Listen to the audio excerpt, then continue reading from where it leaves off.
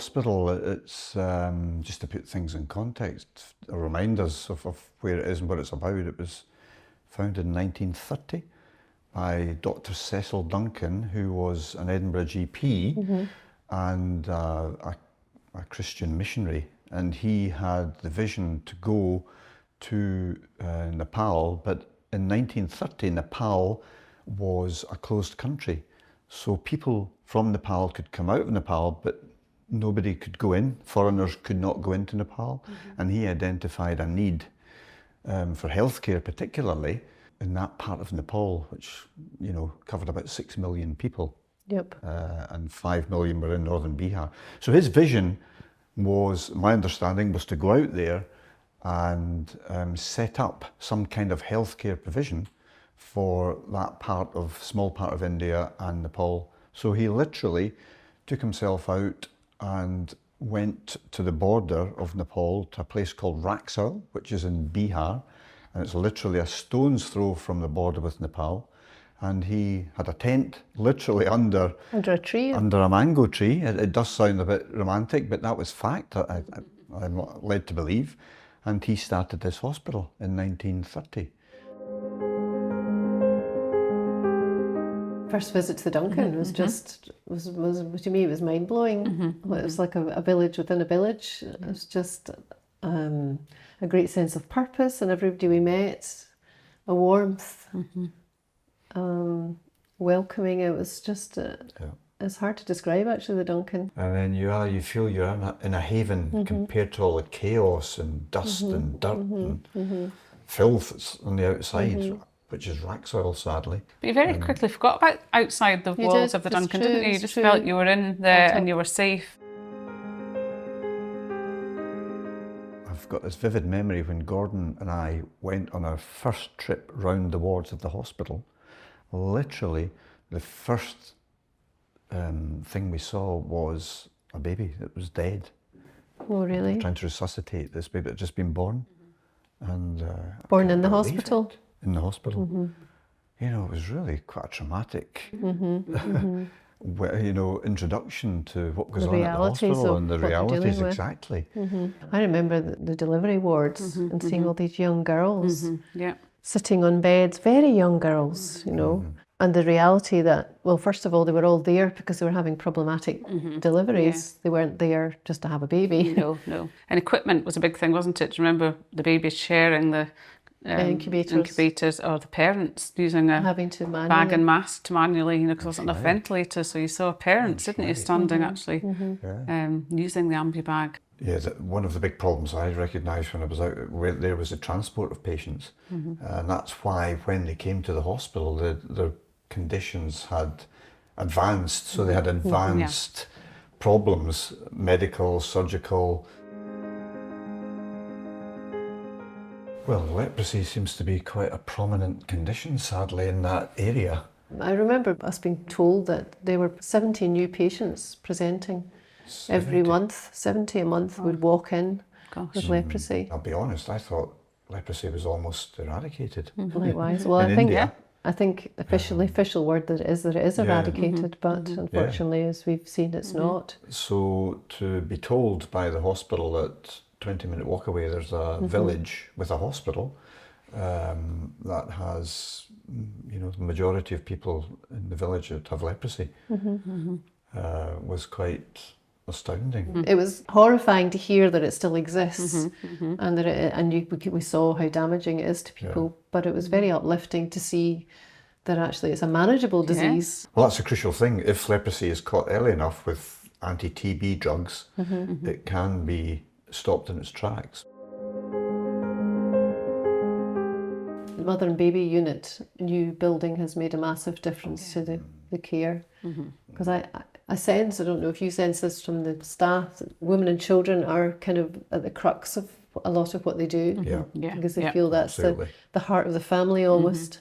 And if they get it right from birth and supporting mothers, then it gives a child a better chance in life. And the medical challenges they had, you know, as we said earlier, you know, severe eclampsia, which is a some of these girls were only condition. Sort of 14, 15, being forced to have children, and tragically not only losing their children, their babies, but also being physically damaged themselves because they're too young. And they haven't had the same antenatal care maybe they might have had. That's why obviously the pre-eclampsia have not had blood pressure checks and urine checks that people would have routinely here. Well, when Gordon and I first went out, we opened an antenatal hub in one of the villages that the Duncan had funded, so that antenatal care could be provided by a midwife once a week, going out to check their blood pressure, their urine. Yeah, so emergency care, and I don't know if you spent any time in there. I didn't spend too long, but I certainly got a sense of what it was all about. Agricultural accidents was a big thing, actually. Electrical burns, so a gentleman with that, appendicitis, but just this constant flow and being managed in a very, very small area by usually one doctor, triaging and liaising with surgeons like with Prabhu or Sunil as was at the time. I think the saying "there's no I in team" definitely belongs to the Duncan, doesn't it? Definitely. Yeah, they definitely work together from the very top to... More of a family really than a team, exactly. isn't it? It is more like a Duncan family, isn't it? Headed up by Prabhu, as is now, and Blessy, his wife, who are key players and instrumental in all the kind of strategic decision making now at the Duncan. And my impression is that they not only support their patients, but they support each other, and I think they have to, don't they? They're working in a very challenging environment, and so remote from family and wider family, and I think one of the hardest things a lot of the senior team particularly have to make is sending their children away for education. Quite a lot would see as a sacrifice that they have to make. It is. And of course a lot of these doctors, nurses are from the south of India, and they come up, it's a long way from home, and they come up because they feel it's their calling, as I said before. But the nursing staff are a huge part of that as well. Absolutely. And I think we've recognised how hard they work. And the improvements we've made to the nursing accommodation, I think, must have made a difference. Well, I think our impression, I'm sure, is that the spirit and faith that's on show at the Duncan is something that I've never come across before. No, me neither. The fact that they invest so much of their work and their vision in their faith, and that underpins everything, doesn't it? But it also gives them a level of trust that there's a greater power at work here, and that I don't know, it seems to give them strength in everything that they do, that what they're doing is for a greater purpose. And I think the other thing is that although they're a mission hospital, clearly sharing their faith is part of what they do, but you don't get the impression that, well, if you don't have a faith, you're not going to get treated here. No, it's not enforced. They almost lead by example, and if they can share their faith, then they do, but you don't feel that they're forcing it onto the communities. Exciting future for the Duncan, really, the way things are rolling on. We've got the new nursing college opening, which is fantastic. That's been a really big project. As we know, the previous nursing college was too small and flooded and was not suitable really to teach more than a few nurses.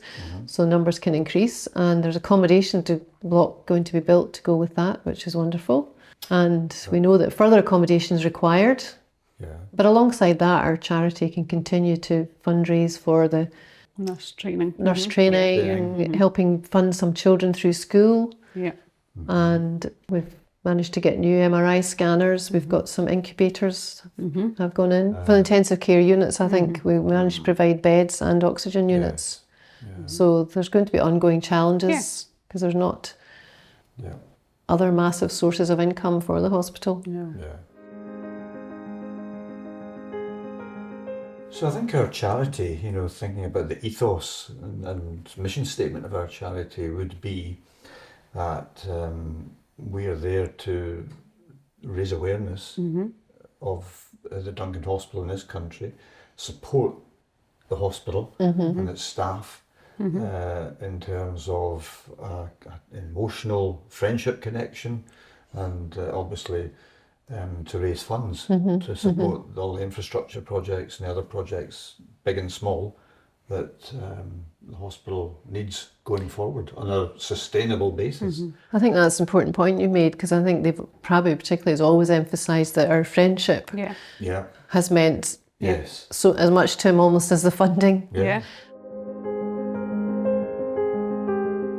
I think the challenge for our trust going forward is to keep the momentum going. Exactly, to keep the momentum going, to keep that sustainability going. My hope would be that the Duncan will continue to evolve as it has done, well, probably since we've been involved, in all honesty, over the last 10, 12 years. It will continue to evolve in terms of the services it can offer, the infrastructure it has in place, and it will continue to maintain that ethos of, you know, delivering its healthcare with compassion and grace that it does so well.